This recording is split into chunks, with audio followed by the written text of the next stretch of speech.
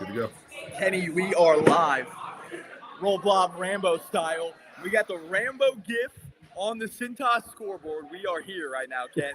Ken that is wild, dude. How are we feeling on game 2, Ken? Hey, man, I'm feeling great. I'm just, I think one of the things that I really liked about today's game was they showed a blueprint for how to score, right? Like they moved the ball. You could see in the game multiple times when they were having trouble scoring, like nothing against Trey Carroll or any of these guys, but, you're bringing the ball down the court. You start to get into an offense, then all of a sudden it's just like back down, try and make a play one-on-one. And I think that, he's a good enough player that he can make those things happen sometimes. But then, like, you watch later in the game, I'm sitting here watching, and they reverse the ball 3 or 4 times, and all of a sudden Roddy's shooting a layup at the rim uncontested. And like you just and like obviously it's not going to be something that they can do all the time, but it gives them a good blueprint for how to move forward. Oh, we lost Cap. That ain't good. Don't mind my my mess over here in the middle of doing some work in the basement. But how's everybody doing tonight? Anybody got any questions? Oh, here he comes. I think I just got booted. We're back. All right, sounds good. I think BJ had enough to hear me. Yeah, right. BJ had enough. But so you were saying just about how the rhythm was just kind of all over the place. Yeah, I mean, I think it was a little awkward at times on offense, and I think that you could see that. But in a game where you shoot 52% from three, you don't get out rebounded. They out rebounded us by 2, but we out rebounded them on offense. So like it seems like when you shoot 52% from three, you should win the game by more than 5 points. That was kind of my thought process and why I was just like being a little bit negative. Like, it's great to see us shoot great. I mean, it's good to know we have that. Right. Ken, like, it's good to know we have the 3-point in our arsenal, but to be playing the 342nd team in Ken Palm, to shoot that good from 3 and to have it be kind of a butt clencher is a bit of a tough look. But it was kind of a flip-flop. Cooper saying this too. It was kind of flip-flop of game one. Game one, the defense was fantastic. The offense was rough. And I feel like today the offense was there, at least from a shooting perspective, and the defense was kind of inconsistent. Yeah, I mean, those are all things that I think are going to get worked out. And one of the main things that I see a lot over the last couple of years, right, with Xavier basketball teams is like we're sitting here saying like these are the problems. What can we do to fix it? And then like for 3, 4, 5 months, we're talking about all of those same problems. You know what I mean? And like, what I really want to see happen this year is to see Coach Pitino and the team kind of start to focus on some of these issues. Not to say that Miller wasn't focusing on them, but like actually fixing those problems and making changes for the better. And you're going to start to see that stuff over the next couple games. And, it's not very long where you're going to start getting smacked in the mouth with some big-time teams, and they got to be ready. And I think that defensively, they've shown that they can. They're a physical team. Something that really stuck out to me today was Phillip. Something that really stuck out to me today was Phillip. Like, I'm going to pull up his stat line real quick. You're looking. Is there lager in there? Musky lager in there?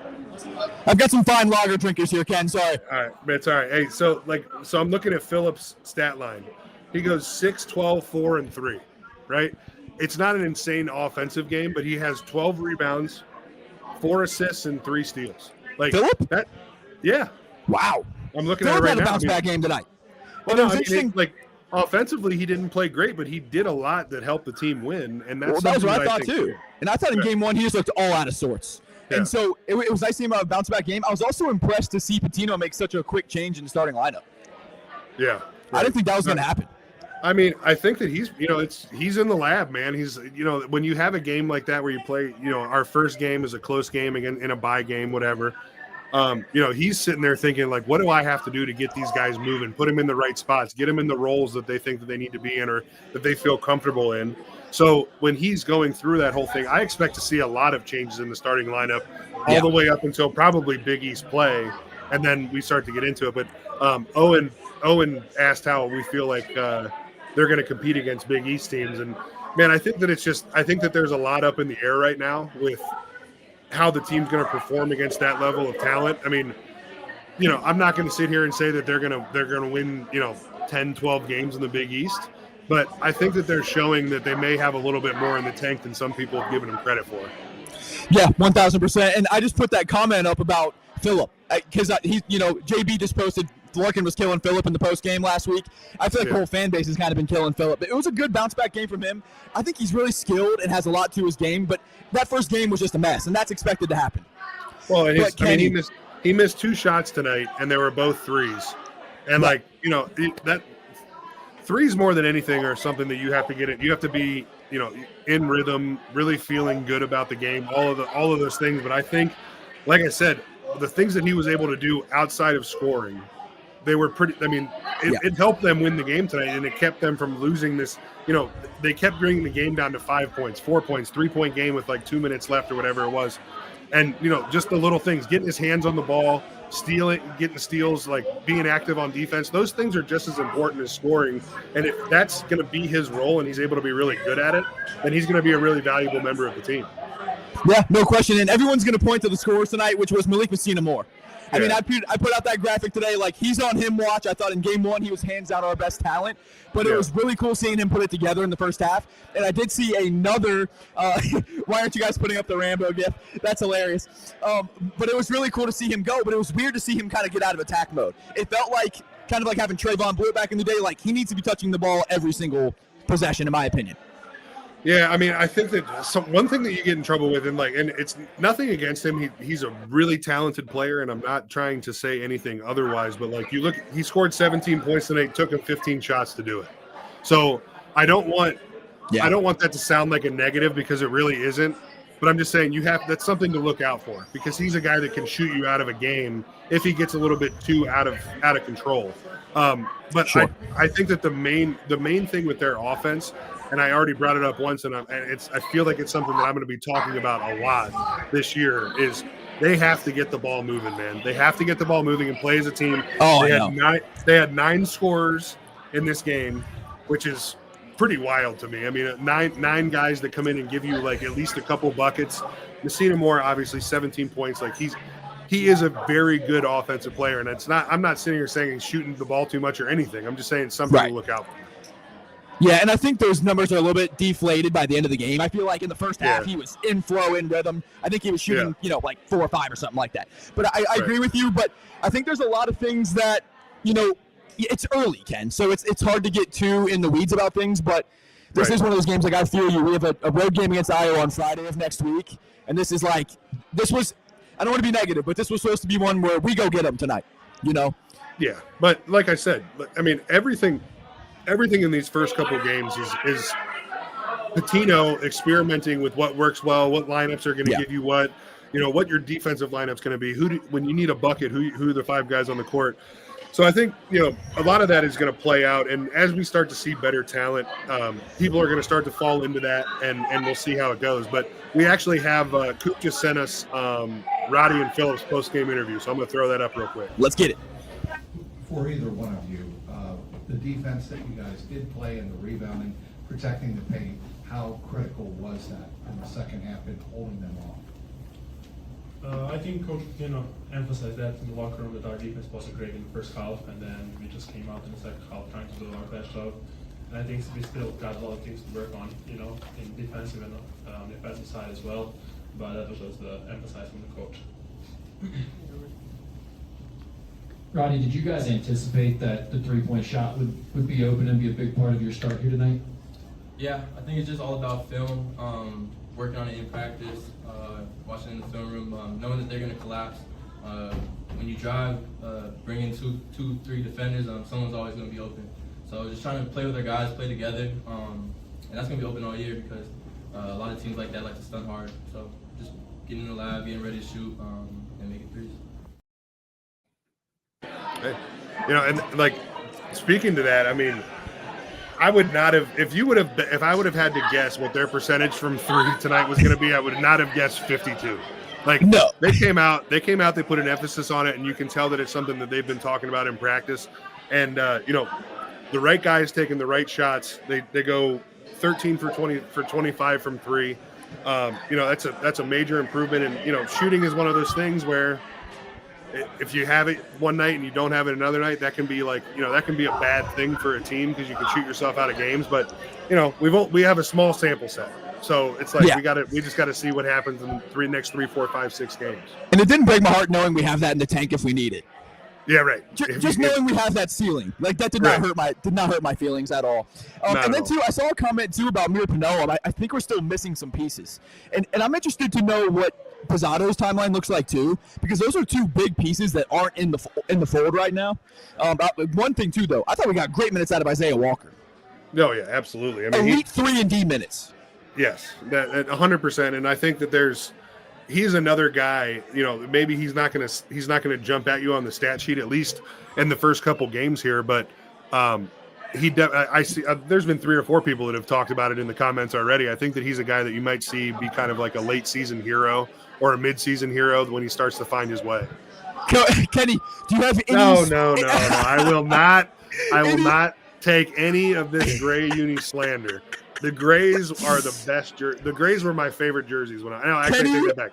The Running Mans were my favorite jerseys. Okay, I loved the gray jerseys. Kenny holding down the Gray Defender fan club right here. Yeah, right. I'm gonna make you a new profile picture. But they shot in the Grays though. Trays for Grays though. Trays in Grays tonight, Kenny. Yeah, so there you go. Do you think that was part of the game plan? The Pitino's like, hey, we're wearing Grays tonight. Just shoot the 3 ball. I think that's probably what it was. There had to be something to it. Yeah, there had to be. That's what my sources are saying. But I think. What do you think about? Go ahead, Ken. I just got to pull this up because this is near and dear to my heart here. Not giving the ball to the big guys. You know what I mean? I think that's something. we can't give you 2 in a row. So here's the thing. This is what I'm going to say. Your big guys unless you have like a dominant big guy scorer, somebody that you can just put the ball on the block and say that's. Somebody you can give the ball to on the block and say, go get me a bucket. Yeah. Unless you have that guy, which I don't really know if Robinson's that guy. It's like we'll have to see. But unless you have that guy, especially early in the season when you're trying to work through your offense, big guys scoring happen when an offense is running like a well-oiled machine. Yeah. It's just when you're not getting to the bucket and you're having trouble getting open shots. I mean, basically – the guards are just they're touching the ball the most, so they're going to end up taking the most shots. So, I feel for Anthony Robinson in some way in that respect, but I think that you're going to start to see his production go up and up throughout the season just for that specific reason. And he's still a puppy, Ken. He's still a puppy, and he was a puppy on that Virginia team last year. And from what I heard from Virginia fans, he was a bit of a project, but very physical. He's clearly a physical specimen, obviously. Right. But I think he's going to be one of those guys he was never counted on for minutes day in and day out last year at Virginia. Right. Give him 10 games. But I think he's going to have he's going to get more consistent over the season for sure. And then I was also interested to see Pop get some more minutes tonight. I was very surprised that he only played about 6 to 10 minutes in game 1, Kenny. I thought we got early Pop minutes. I don't necessarily think he got in rhythm, but I think he's going to be a big piece as the season goes on. Well, I mean, you start getting into the Big East when you're playing against guys that are 6'8", 6'9", 6'10", 7 foot. Like he's going to have to play. They're not really going to have an option unless they're going to be, flying all over the place, double teaming, blah, blah, blah. But hey, a couple quick things here before we get to the Pitino interview. Number one, we got QR code up in the corner here. That is for the new Big East Media Discord.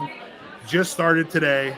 We're already at like 90 people in the Discord from all the different teams in the Big East. So, hey, we need as many Xavier voices. We need as many Xavier voices that we can get in there to come in, talk some shit, do whatever you got to do. Too much Yuli commentary in the Xavier chat. I can't have it. I won't even say his name. All right. So then the other thing, I'm going to throw this up here. I don't have a graphic for it on the computer yet, but this is something from the All for One Fund. This is a QR code. And I'll explain what it is in a second. I just wanted to get it up here. People can pause the video if they need to. So this is a new thing that the Xavier Basketball Excellence Fund is doing. It's called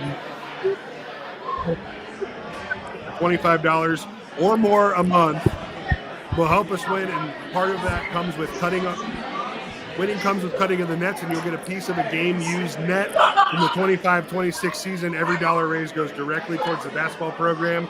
Thank you guys all for your support. If you guys are able to do that, that would be fantastic. Shout out to Joe Sullivan there. I don't know if he's watching or not, but I heard last time he was. But then, hey, let's run to this Pitino interview real quick. The game, in my opinion, was the response of Roddy and Phillip. I just didn't like the way that we started the game last game. I told those guys it's not a punishment, but they always feel like it is. And they were ready to go. They were great in practice. Phil battled his butt off to get 12 rebounds. Roddy was terrific offensively and defensively. So we're going to get better and better with each game. So as much as you don't like these close ones, we're going to learn and grow from it. And we've got a really, really tough one on Monday. So very appreciative of the fans. It was a terrific environment and a great win. Hey, coming from like a player's perspective, when you get your starting spot taken from you, especially your camera's a little out of focus, by the way, just so you know. Well, what I was going to say is when you start, you start a game and then the next game you're not starting, it's really difficult mentally to not take that personally. And for them to come out and be able to respond the way that they did, I think that's a really cool, and it shows it's really cool, and it shows a lot of grit and determination by those guys. Yeah, no question. And I'm just glad there's not vodka in Pitino's cup tonight, Ken. Yeah, right. Exactly. Hopefully just water tonight, or maybe just some Malibu rum or something like that. Something a little lighter tonight. Yeah, hopefully. Yeah, maybe some White Claw. I wonder if we're going to get the tweet. You think we'll get the tweet tonight? I would like to hope that that's a staple, Kenny. I'd like to hope, and I want to track the GPA over the course of the season. Yeah, I mean, I think that it's an interesting with social media and the way that fans really engage with programs. I think it's an interesting approach, and if it's something that he ends up doing more often, really staying in contact with your fans and being transparent like that, I think that people really like it. Well, we have all these coaches that just have their stuff run for them by some intern. It's super clear, right? It's super clear that they don't do their own stuff. I think with a certain coach we may have had last year, but having Pitino do that is so cool. And I don't know if you saw his tweet at Jerome Hunter Fan Club about his beer consumption. Yeah, that's just elite work. Yeah. It was asked me, which begs the question, Kenny, how was your beer consumption tonight? My beer consumption was 0. An F? It's an A. You know what? That's the way I do it during the week, man. I got to work. I got kids. No lager consumption from the big fella. No, until somebody sends me some musky lagers, then we'll talk. And NIL hater confirmed, Kenny Freeze. Yeah. Hey, yeah, exactly. And to the doubters, to the haters, I have not touched a lager tonight. Now, if they made some non-alcoholic lagers, I'd be putting them down like water. I promise you that. There you go. An idea for next year, maybe. Right, maybe. But hey, you know what? I think that this is going to be a little bit of a quick stream tonight because of the time constraints with Dana's tonight. Obviously, huge shout out to Dana's again for letting us do this. Dana's is packed tonight. Shout out to the people at Dana's. Yeah, it's awesome. We're gonna have to get you a cover for your mic. It's starting to get real loud in there, which is a good thing. It's a good thing. We'll take it. Hey, one thing at a time, Kenny. This is game day. I'm out with the people. I'm a man of the people, Kenny. 100%. What I need to know. So, do you got anybody out there that wants to ask a question? Any question askers in the stands there? It looks like they're focused on drinking at this point, Kenny. But you know what? That's more power to them, man. Yeah, Thursday. I remember. They're getting used to this. So Monday was dead. Tonight's pretty packed. So I think they're kind of just being like, "Who the heck's this guy?" You know what I mean? Yeah, right. Yeah, right. I'll make some connections and get in the inroads here, Ken. Heck yeah, I love it. But anything else you got, man? I think we can kind of cut this one off because I really want to make sure that BJ's got his timing good. That's the right call because they're about to do karaoke, so I think I'm going to jump in there. If you have any song suggestions, let me know. I will just say that I called my shot. Malik Messina Moore is him. He's officially him certified, Kenny. I've seen enough. All right, sounds good. Hey, listen, I think you and Coop should do a little Beauty and the Beast rendition. I will send you the video. I promise you that. Right. And Kenny, I'll just say this: it wasn't pretty, but a win is a win is a win. Yeah. Undefeated, 2-0, and I'd rather learn from a win than a loss. 100%. And then the one more quick thing before we go here. Nope, never mind. We got one more. We got one more live podcast, live post game podcast. Yeah, live post game podcast for the Santa Clara game, and then the Iowa game. Just so that everybody knows, start putting it out there a little bit. We're going to be back with the away game live streams. We're not sure yet if we're going to do full game, if we're going to come in towards the end of the game and just kind of go for about 30, 45 minutes after the game. We'll figure all that out, but we will definitely see you guys come the 10th, and then I'm excited to get our live streams going again. That's going to be fun. Can't wait. Rambo GIF on the Cintas Jumbotron. Huge for the brand. Kenny, that is it from Cap. Thank you to Coop and Kenny. Join the Discord and stay blobbing.